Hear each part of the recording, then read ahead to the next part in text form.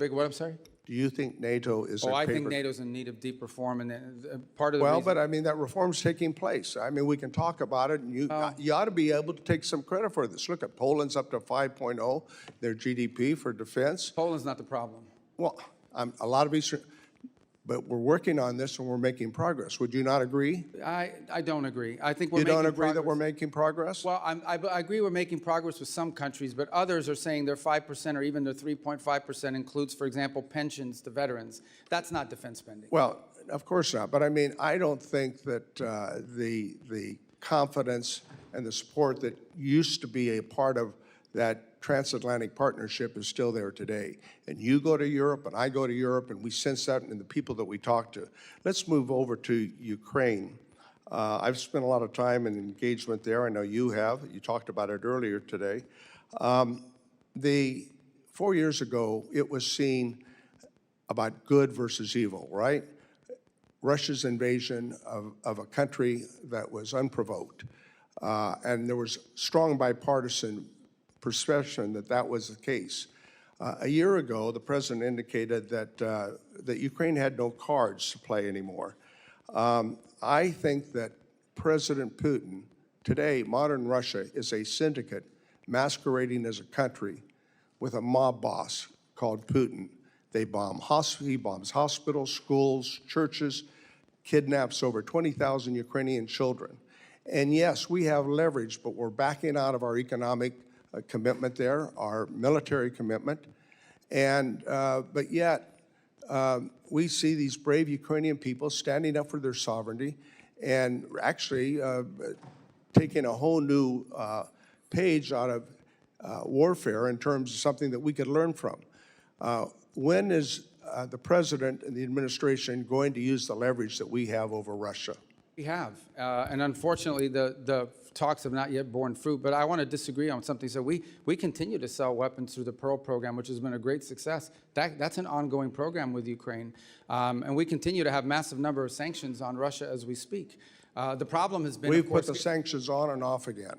No, most of the sanctions are still on. The only one that's been waived for a limited period of time in order to provide more oil to the global market and stabilize prices is oil, and those are time determinate. These are 60-day waivers. These are not permanent. Is it the intention to re-engage in the efforts to form a ceasefire and a peace agreement? Oh, we're prepared to do so. Unfortunately, those efforts proved less than fruitful. We spent a year on it last year, but we're prepared to do it as soon as they're prepared to do it. That offer, we've made it repeatedly. We're ready to go. We're prepared to play that role. I think more to be continued, but thank you very much for your time. Representative Huizenga is recognized. Thank you, Mr. Chairman. Secretary Rubio, good to be with you. And while we're addressing all the important issues like your shoes, I just want to formally invite you to DJ my next event.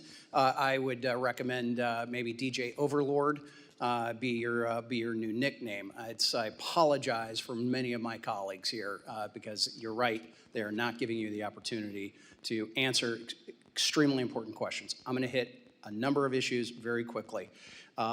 Coidoy prison in Venezuela. I believe yesterday you were quoted as saying that it had been closed down. I've got some close friends, contacts there that believe that there are still 25 prisoners that are still there. So I don't ask you necessarily to address it, but I'd love for you to take a look at that and get Just get to be back clear, us. the interim government said they intend to close it, and we will hold them to their promise. Please do, and make that as rapid as possible.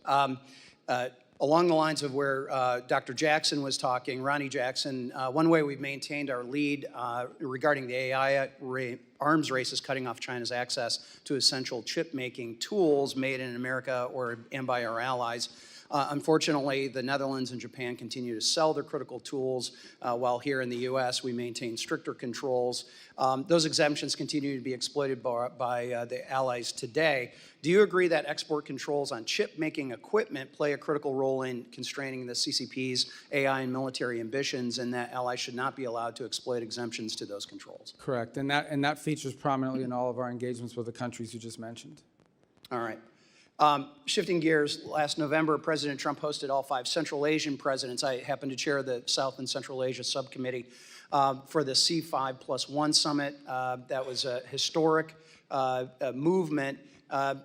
And what I would like to know is, do you recommend that Congress send a strong signal to the of the U.S.'s commitment to Central Asia by repealing the Cold War-era Jackson-Vanik Amendment, which only serves to chill U.S. investment in the region? Absolutely. We want that repeal. We think it would be helpful. And what would be the positive steps? What are those I think next it would steps? signal that these impediments that have existed in the past and being able to deal with these countries commercially are being removed. So this came up in my confirmation hearing, and I don't know what the holdup has been, because every committee I go to, they ask me why. Everybody seems to agree they want to get rid of it, but no one gets rid of it. So you should. And by the way, we intend to have a C5+1 meeting that I'll be attending at some point this year in the region. Wonderful, and they will be thrilled to have that. And then you recently, excuse me, you recently returned from visiting India. India is a critical economic and security partner for the U.S. across the Indo-Pacific. Could you please share with the committee the outcomes of your recent visit and how the Trump administration is strengthening the partnership while simultaneously addressing longstanding market access issues? Well, so India is an important strategic ally of the United States. We do a lot of things together, and there's tremendous opportunities to do more. The 2 points we focused on are, one, is the hopes that we can wrap up the negotiations on our trade agreement, which we think we're a few weeks away from being able to conclude. Obviously, I don't negotiate those. That's a USTR function. So I refer you to them as to the timing of it, but we think we're pretty close in getting that done, and both sides want to see it done. The other reason I was there was, in addition to the bilateral meetings, we were able to host a meeting once again of the foreign ministers of the Quad, which is the cooperation between the United States, Australia, Japan, and India. And there are a number of things we're working on, and now we have actionable items that we're beginning to focus on. There'll be a new port facility in the region that we're going to work together on for one of the small Pacific islands.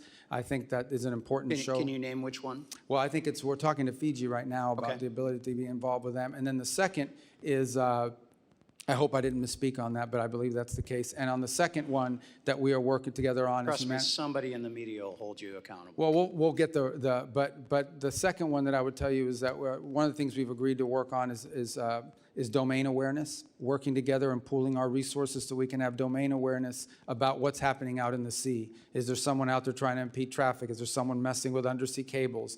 Is there, sanctioned ships that are moving through? This domain awareness is critically important. If we can pool the resources of these 4 countries, it would be a benefit to the region writ large. Thank you. And I'll just leave one last comment. It's been my observation, going back to whether it's Russia, Iran, other places that have been bad actors, sanctions are only as good as your willingness to enforce them. And we are finally seeing this administration, with your advocacy and others, and Treasury, to enforce those sanctions. Anthony Blinken sat there where you are not that long ago, and I had to remind him he had a problem on his hands because I'm vice chair of the Financial Services Committee. There's a number of Financial Services Committee members who are on this committee. We actually write the sanctions, and he basically would come in and say, don't worry your pretty little head about all these confusing sanction-y things. We got a handle on it. You finally do. Thank you. Representative Amo. Secretary Rubio, welcome back. I want to start where we left off last year. You told me, quote, we're going to do more food aid than any country on the planet times 10. That was your promise. But the facts tell a different story. America might still be the world's largest food aid donor, but we certainly don't provide 10 times more food aid than our peers. In fact, under your watch, America's food aid contributions have been cut by more than half to roughly $2 billion. It should be very clear that America's strength has never come solely from our might.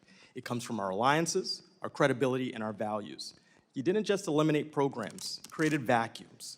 Vacuums where violence and instability are rising, that extremist groups are filling, that competitors like China are exploiting, and vacuums that are making Americans less safe and less prosperous. And you hurt Americans here at home with your policy decisions. Shuttering USAID wiped out more than 23,000 American jobs, while Donald Trump and his billionaire buddies got rich off of corrupt deals. Peanut farmers in Texas and sugar farmers in your home state of Florida lost market access because of your cuts. So Secretary Rubio, before slashing food aid programs, did you conduct any analysis whatsoever on how many American jobs would be lost, how many farms would be hurt, and how much damage would be done to local economies and small businesses? Well, because we know all of those will still be part of the new programs we've created and are creating. But the second point I would make, American foreign aid programs are not a jobs program. Although they employ Americans, and we want it to be helpful to Americans, and that's why So you're okay hurting the farmers in your home state?